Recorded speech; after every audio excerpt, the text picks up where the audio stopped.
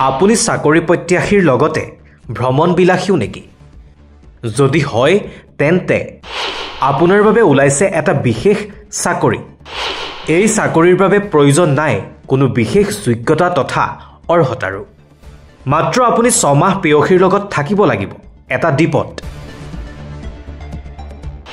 চাকৰিটোত আপুনি দৰমহাও পাব 26 লাখ টকা।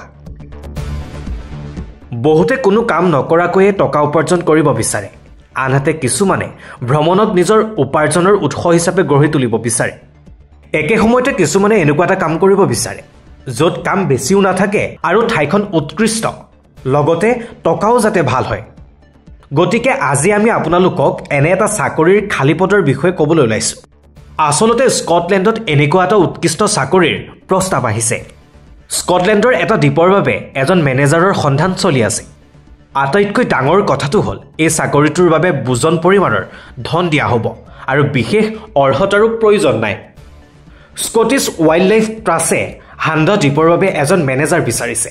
খবৰ অনুসৰি এই দ্বীপত মেনেজাৰ হিচাপে কাম কৰা ব্যক্তিজনক $31,000 অৰ্থাৎ 26 লাখতকৈ অধিক টকা দিয়া হ'ব।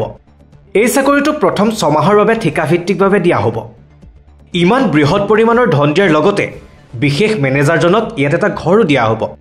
অৱশ্যে যদি আপুনি ইয়াত পত্নীৰ সৈতে থাকিব বিচাৰে তেন্তে সেইটোতো কোনো সমস্যা নাই। ইউৰোপৰ সাগৰীয় চৰাইৰ প্ৰজননৰ হাৰৰ বাবে এই দ্বীপটো অতি গুৰুত্বপূৰ্ণ বুলি বিবেচিত হৈছে। এই দ্বীপৰ শিলৰ দৃশ্য অতি মনোমোহা আৰু নাৱৰ সহায়ত যাব পাৰি। কিন্তু কৰ্মচাৰীজনে কাপোৰ ধোৱা, বেংকিং আৰু বজাৰ কৰাৰ বাবে প্ৰতি সপ্তাহত স্কুৰি নামৰ গাঁও এখনলৈ যাব লগা হয়। চাকৰিৰ বিজ্ঞাপন অনুসৰি হাণ্ডা দ্বীপৰ পৰিচালকে অনুষ্ঠান আয়োজন কৰিব লাগিব আৰু স্বেচ্ছাসেৱকৰ এটা দল পৰিচালনা কৰিব লাগিব। লগতে দ্বীপটোৰ বন্যপ্ৰাণী আৰু প্ৰতি বছৰে ইয়ালৈ অহা 8,000 পৰ্যটকৰ তদাৰক কৰিব লাগিব। যিহেতু দ্বীপটোত কোনোৱেই স্থায়ীভাৱে নাথাকে, গতিকে চহৰীয়া জীৱনৰ হুলস্থুলৰ পৰা আঁতৰি থাকিব বিচৰা এজনৰ বাবে এই চাকৰিটো উপযোগী হ'ব।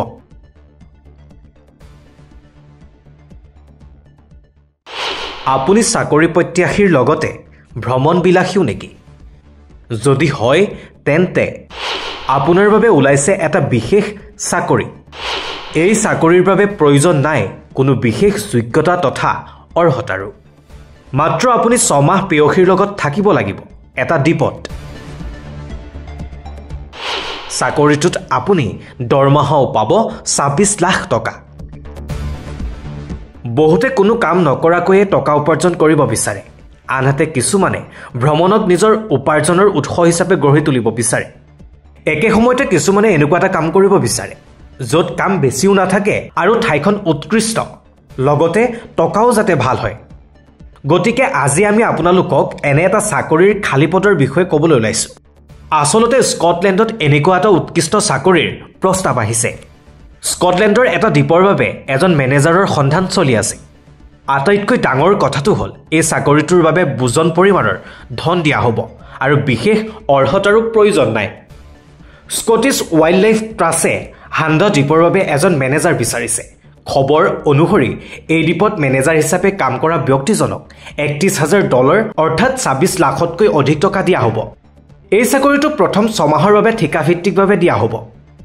ইমান বৃহৎ পৰিমাণৰ ধন দিয়াৰ লগতে বিশেষ মেনেজাৰজনক ইয়াত এটা ঘৰো দিয়া হ'ব। অৱশ্যে যদি আপুনি ইয়াত পত্নীৰ সৈতে থাকিব বিচাৰে তেন্তে সেইটোতো কোনো সমস্যা নাই। ইউৰোপৰ সাগৰীয় চৰাইৰ প্ৰজননৰ হাৰৰ বাবে এই দ্বীপটো অতি গুৰুত্বপূৰ্ণ বুলি বিবেচিত হৈছে। এই দ্বীপৰ শিলৰ দৃশ্য অতি মনোমোহা আৰু নাৱৰ সহায়ত যাব পাৰি। কিন্তু কৰ্মচাৰীজনে কাপোৰ ধোৱা, বেংকিং আৰু বজাৰ কৰাৰ বাবে প্ৰতি সপ্তাহত স্কুৰি নামৰ গাঁও এখনলৈ যাব লগা হয়। চাকৰিৰ বিজ্ঞাপন অনুসৰি হাণ্ডা দ্বীপৰ পৰিচালকে অনুষ্ঠান আয়োজন কৰিব লাগিব আৰু স্বেচ্ছাসেৱকৰ এটা দল পৰিচালনা কৰিব লাগিব।